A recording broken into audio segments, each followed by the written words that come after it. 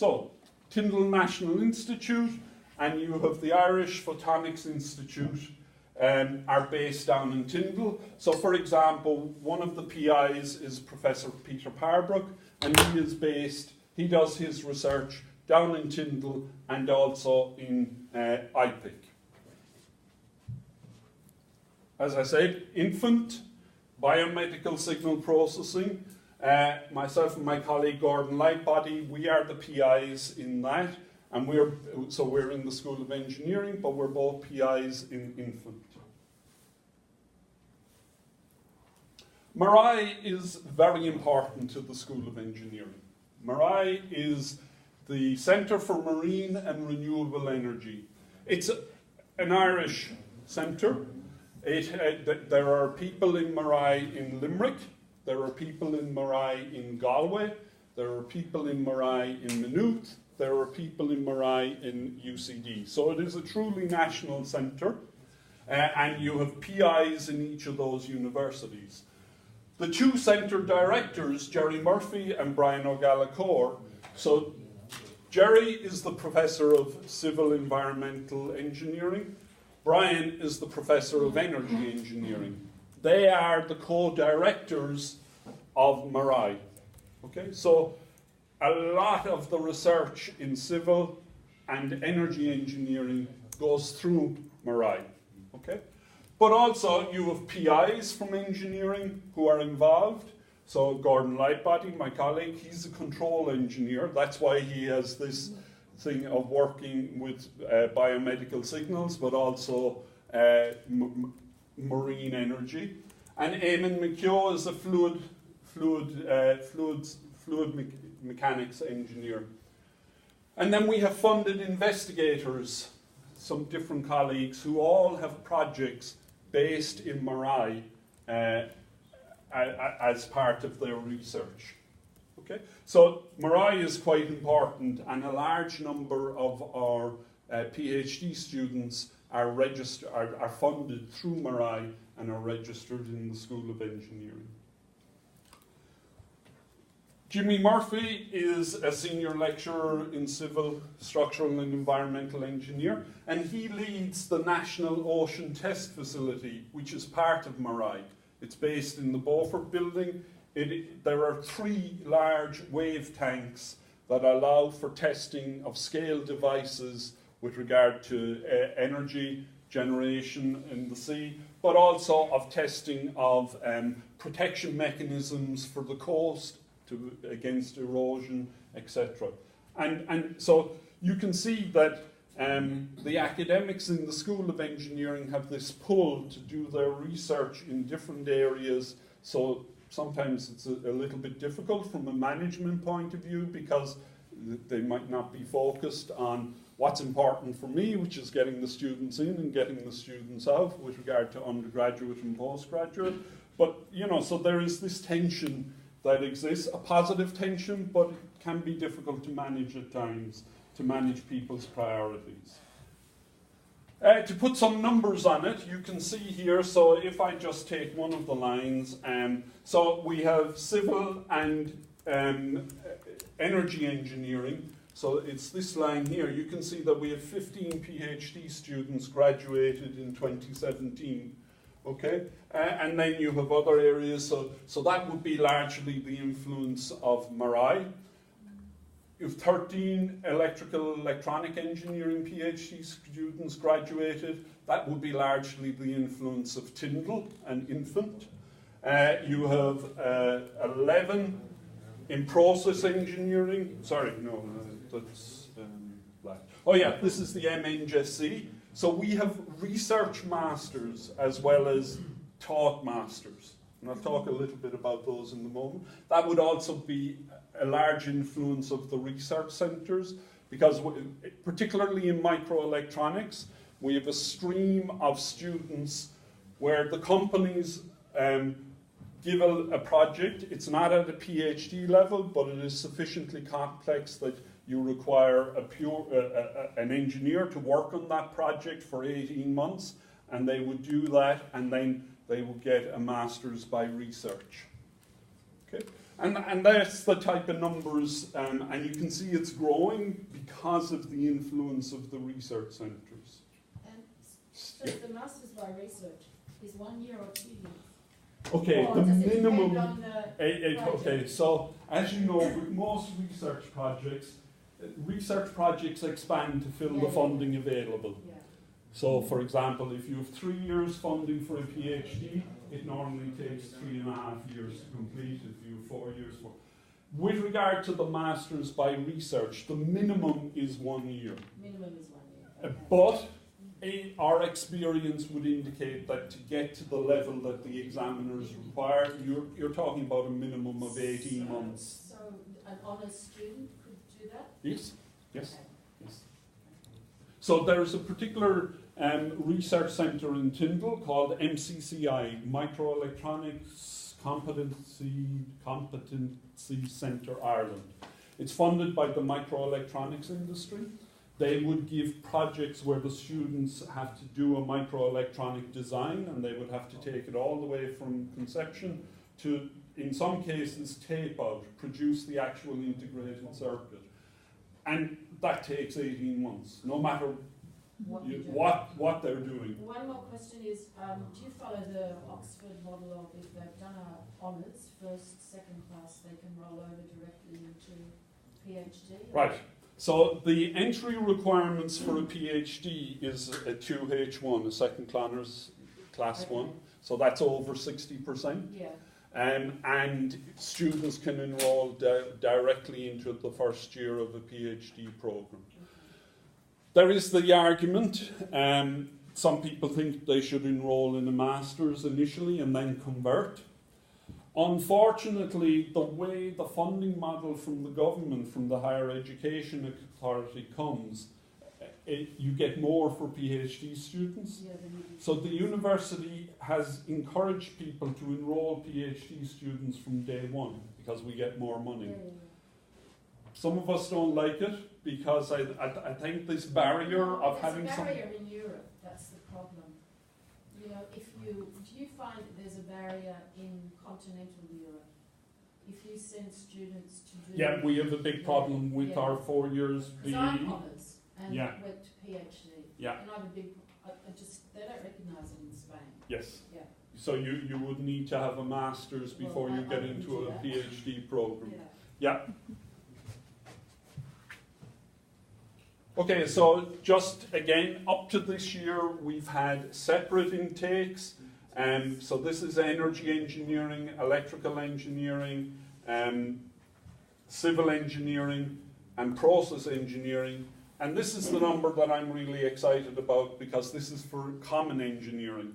So this is one of the reasons why we went for a totally common first year. So from now on, we will have 120 students coming into first year, and they decide at the end of first year, rather than the situation we have at the moment where we have people all over the place, etc. This reflects our overall undergraduate headcount. So this is the common engineering. As you can see, it has grown over the past few years, and that's first year only. This is one of the worrying things from my point of view. This is energy engineering. When we brought it in 2008, it was the course to do. Everybody was very excited about it. But because energy engineering in most universities, I don't know if you have it in your university, but it's a mixture of a number of different brands of engineering, mechanical, electrical, civil, etc. And that's what we have here. We have a mixture. And we found that there is a slight resistance from the employers. They're not sure what type of beast they're getting when they get an undergraduate, a qualified graduate in energy engineering. And also then in the schools, we've seen this, that they don't understand what energy engineering. Everybody gets what an electronic engineer is, a chemical engineer, a civil engineer, but energy engineering we've had a little bit of difficulty with. So you can see the tail off here. So this reflects the crash. This is civil engineering, and you can see that the number of students doing civil engineering crashed because of the fall in because of the economy. And here you can see the economy being reflected in process engineering. There is a perception at the moment that chemical engineering is really strong, and in the Cork area in particular, there are a large number of companies who employ chemical engineers, and that's reflected by the number of students taking those courses. Okay? So this graph actually shows quite well the effect of the economy on the demand for engineers. But the thing that people don't get is there is a 4-year latency. Okay, so the student here, when the crash occurred, we had a lot of people doing civil engineering, but they came in before the crash happened. Here, it went way down. But now the economy is recovering, and there is huge demand for civil engineers. In fact, because of the way the Irish economy is going, there is a huge demand for engineers, whatever brand. And so to try and balance this out is one of the tasks that we're trying to do. And that's why we have the taster courses in first year, because we want to try and educate them, to show them that, look, don't be driven by the jobs, because there are jobs everywhere. The other thing that I would say is that most of the graduates of civil engineers, they all got jobs. Engineers get jobs, because of the skills that they get. It mightn't be, admittedly, a lot of the civil engineers, if they wanted to stay in the construction industry, they had to go abroad. They had to go to Australia, they had to go to the continent, they had to go to the UK. But those who didn't and wanted to remain in Ireland, they still got jobs because they're numerate, they can write reports, they can understand problems, they still get jobs. So, just on that, sorry. Yeah. You have a professional body, a national professional Yeah, body. Engineers Ireland. Okay, so you work with them for intake numbers, or? No, totally. They just accredit our degrees. So they visit, they look at our program, they see, are you meeting the program outcomes that they accept? And they say yeah or nay. We don't work with the numbers. Numbers is primarily it's a discussion within the university and also the government, the HEA.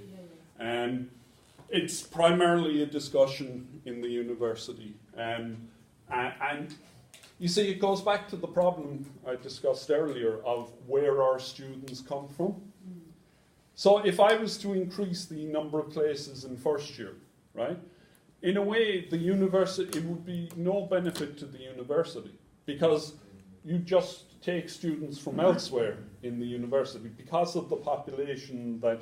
Because of your catchment. Yes, because of our catchment. Unfortunately, some of the senior managers in the university don't get that. They believe that there is an infinite supply of very good students who would love to come to Cork. There isn't. There's a finite supply, and we have to manage that as a university. Taught postgrad. Okay, again, you can see we're a little bit all over the place here. And some years we do really bad. And it's one of the things that we're trying to work on the intake into our master's program. So here you have the IT and AEC, and you can see quite healthy numbers. Some years very high, some years very low. Now, Andre will be talking a little bit more about the program. One thing to note is that a lot of these would be part-time students, so they would be spreading the course over 2 years. So overall, we probably have an average intake between 10 and 15 every year, or a number of graduations of 10 and 15 every year. And some programs then, so for example, in electrical engineering, we haven't got our act together. We don't have a good master's. And it's something that we're having to work on. Hopefully this year, these numbers will increase slightly, but I'm not convinced. I don't know if we've got it right yet. Is there a particular reason for that? The biggest reason is that our own graduates don't take that course and don't need to, more importantly. So they don't want to and they don't need to. So we're attracting people from the outside. So one of the things we're working on in the electrical engineering masters is we have a lot of companies around, and having a placement within the Masters would be attractive to the companies because they can use it as an employment mechanism. And we think for non-EU students would be very attractive to non-EU students because fortunately from us, the Irish government has a visa system where if you graduate, if you do study in Ireland, you can stay on and then gain employment in Ireland. So it could be quite attractive, and we're trying to work on that. And it's getting the balance between having a research project and a placement. Yeah. One of the things we would have issues with is that a lot of the microelectronics companies would have IP issues.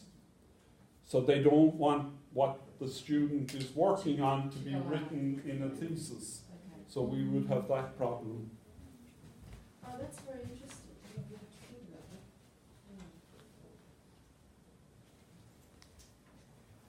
So, civil, structural and environmental engineering. Basically within that program there are 4 streams. You have structural engineering, you have environmental engineering, building energy engineering, and IT and AEC. In this, the students do a capstone project in the final year, and they would do one design project in one of these areas. And then they probably would do another one as a secondary. Okay? And then you have all the standard geotechnical, structural, project management, etc. that the students would do. Electrical and electronic, we have power, we have microelectronics, we have signals and systems, and also, as I said, there isn't mechanical in Cork, but there has always been a mechanical stream in the electrical engineering degree. So you have options of doing mechatronics and mechanical options. Again, you would have a capstone project, and again, you would do project management. So, this is one of the new things that we're bringing in.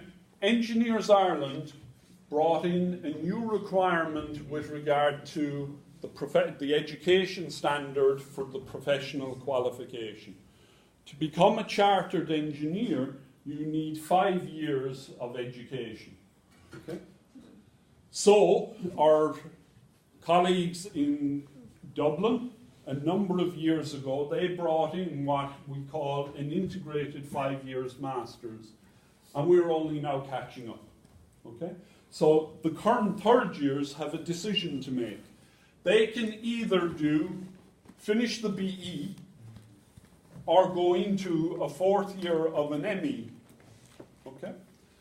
Now, there are a couple of issues with this, in that in Ireland, if you're an EU student, you do not pay fees.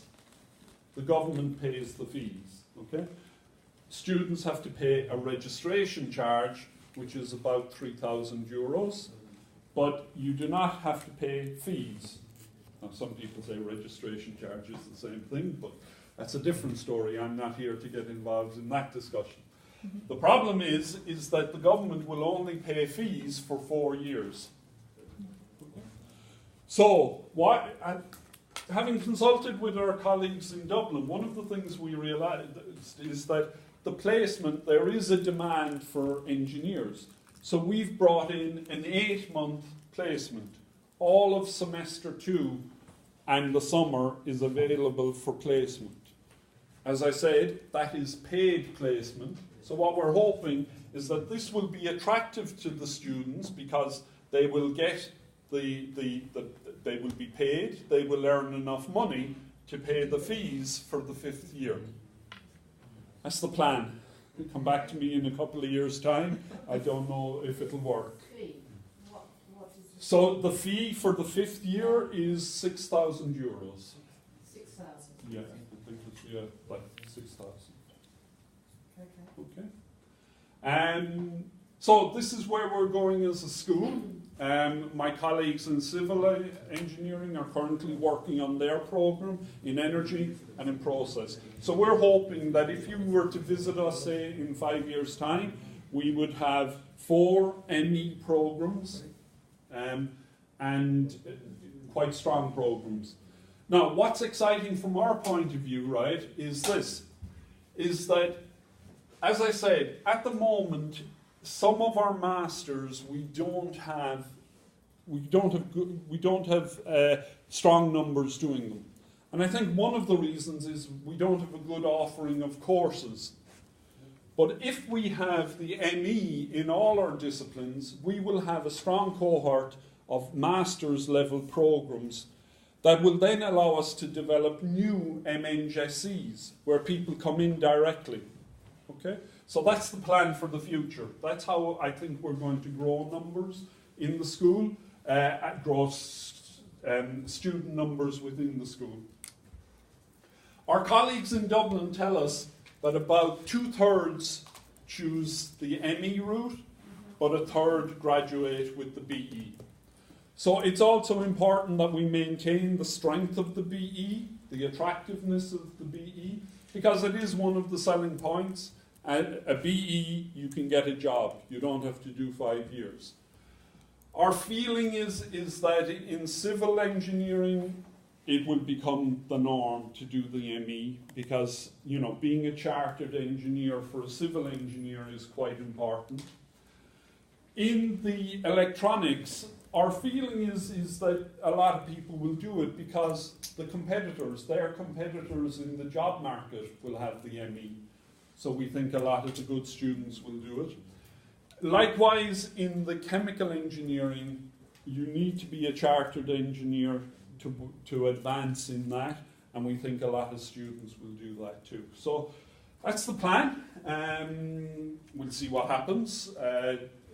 There's a lot of change happening in the school at the moment with the common first year and with this introduction of the program. So we'll see what happens. The one thing I would say is the 5th year is 60 credits only. Yeah, understood. Whereas the MNJC is a 90 credit. 90 credits. Energy.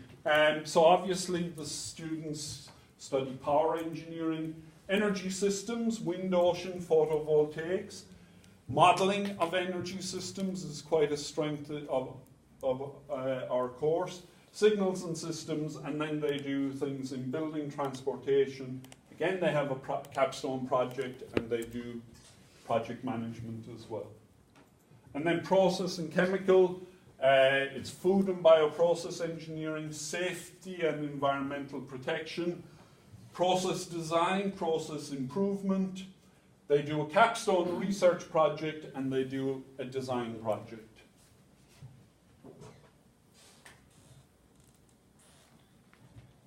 Okay, so that's an overview of the School of Engineering. Hope I haven't overloaded you with too much information. Just take any preguntas? It's just sí. Well, if you don't mind, because some people are probably used to Irish accents. ¿Hay preguntas? ¿Yo puedo? Sí, yo puedo traducir. ¿No? Okay. Only if you can share this presentation. Of course, I'll give it to Andre. There's no problem. You can share it. You can have a copy of the presentation. Okay, thank you. Okay. Right. So I'm going to go a little bit more into the whole framework of where we're working with regard to masters in Cork and in the School of Engineering. So the Irish National Framework of Qualifications, there are 10 levels. What we're interested in is 8, 9 and 10. So 8 is our undergraduate degree, and we call it an honours undergraduate degree. In the case of engineering, it's a 4-year degree. Okay? If you go on and you do a master's level, it's level 9, and then if you go to PhD, it's level 10. So this is the national framework of qualifications that we work on in Ireland. Okay? And you know, I talked earlier about the Institute of Technologies, and you can see that these are down at level 6, 7, although they also go up to 8, 9 and 10. but their major competency would be in 6 and 7. Okay? Right.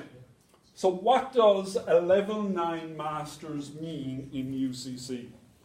So a number of years ago, the university made a decision that all masters in UCC would be a minimum of 90 ECTS.